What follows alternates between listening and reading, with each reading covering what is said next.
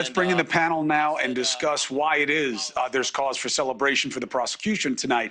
We have Susan Constantine, jury consultant. We have defense attorney SARA AZARI. We have Eric Bland, lawyer for Murdaugh's deceased housekeeper, and professor emeritus at Harvard Law School, Alan Dershowitz. It's good to have each and all there. SARA AZARI, what does this mean in terms of what I absolutely found compelling every time you argued it, which is, boy, in terms of forensics, they got some work to do here on the prosecution because they keep saying about how these close range, rounds and firing at this range, there'd be such a mess. And how is he so clean? And what do you think that meant to the jury? You think at the end of the day, they just didn't care?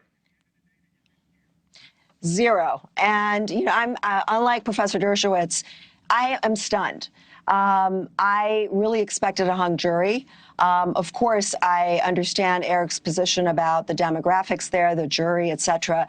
But there was so much wrong in this case. The case was cloaked in doubt to me and to a lot of legal scholars, a lot of, judges that I've spoken to. There were a lot of problems in this case. So I did expect a hung jury. I was surprised. But to me, this is about the big lie. If you listen to the closing arguments, Chris, the prosecution was about the big lie and the defense was about the big why. And this jury had made up its mind. They didn't care why. They were, like Professor Dershowitz said, once Murdaugh testified, that sealed the deal for this jury. And I do know for a fact that he was absolutely persistent in exercising his right. He absolutely wanted to testify, and his lawyers were not very sure if they wanted him to, but it's his right, and I'm sure he regrets it. Dershowitz, I want to tee something up for you guys. Professor Dershowitz will need the least refresher on this. O.J. Simpson, of all people. Now, I've been coming back to him in our coverage because why? Because this case became a lens for people on the justice system. And there were plenty who thought there may be another, if it don't fit, you must acquit situation here. And then O.J., of all people, right after they do the crime scene visit, puts this out. Hey, Twitter world, it's me, yours truly. Well, a whole lot of people are asking me what I think about this Alex Murdaugh trial. I don't know why they think I'm an expert. I watched him take the stand, and I thought it was probably a mistake because the guy is an admitted liar, but lying and stealing money is a little different than murder. But from what I've seen, do I think it's more likely that he did it? Yes. But more likely equals reasonable doubt. He was right then, and then he put this out. I know the guy's a liar. It's hard for me to think that he could have been on the stands 5, 6, 7 days and without lying, and I guess that's the way the jury saw it. In any event, it's done. It's over now. Down goes Murdaugh. I cannot believe, Professor, that he had the audacity to opine in the first place. I'm just happy we didn't repeat the same dynamic where people believe there was a fundamental miscarriage of justice. Well, let's remember, too, that the record shows that O.J. Simpson himself wanted to testify, and we, the defense team, persuaded him not to. And I think many people think if he had testified, the verdict may very well have been different. That was a very, very hard decision. And as one of the guests said, it's the defendant's right. Lawyers can't determine that.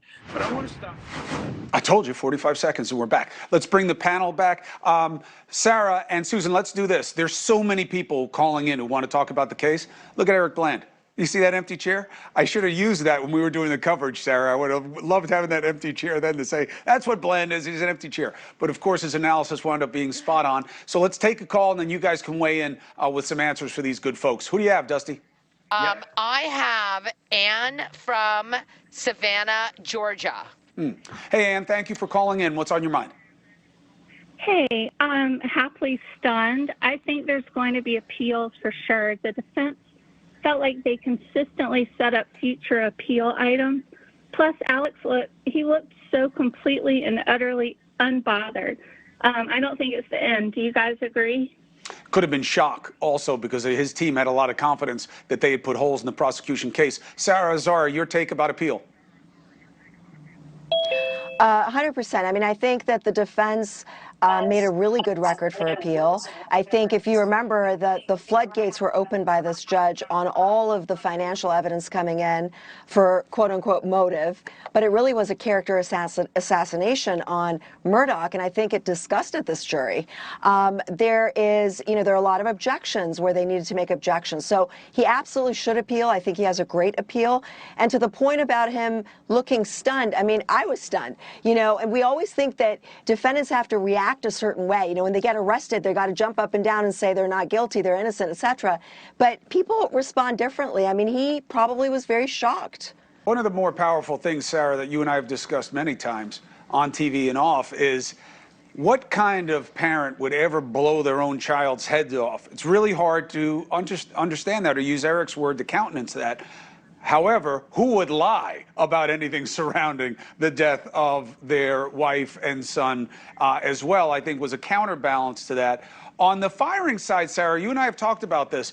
I wonder if the sophistication, not to paint all South Carolinians the same way, but having a familiarity more with using guns and sportsman life, that they weren't immediately impressed that if you shoot someone from close range, it has to blow up all over your face and be a 3-day cleanup job.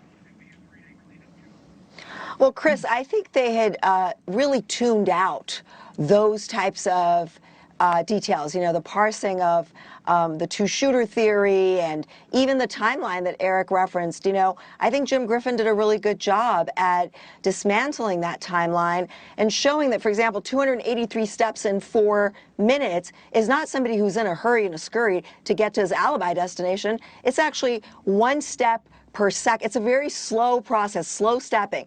But, at the end of the day, they were stuck on the big lie. And it didn't matter the why. It didn't matter that he was, just living a life of lies, that June 7th was another day in the life of Alex Murdaugh. He was using, he was stealing, he was conning, he was lying. It was like, we're disgusted. I want to go back to the calls. Dusty's in my ear. It has to be that if they're gonna give you a fast verdict, again, you'll see all these things online. That means it's usually for the defense or it's usually for the prosecutor. I don't think any of those studies are worth their weight. But there has to be passion of purpose. There has to be a very strong feeling. The jurors said the same thing. So clearly, what you've been hearing, if there's one thing that the panel is unanimous on, is that when he testified, and you've heard this from many defense experts, that once that guy is on the stand or that woman is on the stand, that's what they're going to go on. And he lied about the events that mattered most, not the financial crimes and all those other families, but what he did and what he saw and when surrounding his own wife and son's death. That is a very tough thing for a jury to look away from. Dusty, who do you have? We now have Sandy from Medford, Massachusetts. Hey, Sandy, how you doing? Hi, Chris. I'm great. Thanks for having me. Chris, I wanted to say that we've watched this trial for the last 6 weeks, every day, every minute. Why was the defense's closing so flat affect today? There was no purpose. I just didn't see it until he got to the end when my friend Paul. Why was he so flat? SARA AZARI. Yeah, look, it's not always about the theatrics. I think I'm told, and Eric can probably confirm this, that this courtroom is not that big. The well where the attorneys are arguing, and I think he let the prosecutor do the theatrics. I thought the prosecutor at times was offensive when he was mansplaining to the jury, and then he was talking about all these facts that were not in evidence and screaming. But Jim actually did check the boxes for me. I nerded out over this case, and I did my own little closing argument outline, okay? And he pointed out every issue. He addressed everything that the defense had to address. Was it dynamic? No, but I don't think either side was really dynamic. It was really about the substance for me. All right, Dusty, one last quick call. SARA AZARI, this is for you. Okay, last quick call is going to be Vicky from New Jersey. Hey, how you doing? What's your question? I don't have a question. I from the beginning, I knew he was guilty, and I knew they would find him guilty. There was no hung jury in my mind. If he didn't do it, then O.J. Simpson did. That's about as good reasoning as any. Sarah, I'm not going to stick you with that. But the idea of what this tells people, when people are trying to make sense of why this happened, what's the lesson? Well, I mean, this guy was guilty before the trial started. This guy was guilty by way of documentaries, podcasts. You know, so many people, nobody knew who Murdaugh was. We all got to know Murdaugh because of all this publicity, because of all the, media around it. So, this is, I wouldn't, at all compare this to OJ, but this was a guy who was already convicted, and there was so much, confirmation bias. There was so much misinformation, and that, a lot of the jurors at the beginning were raising their hands saying, we know all about this, we know him, et cetera. So many people were dismissed because of that.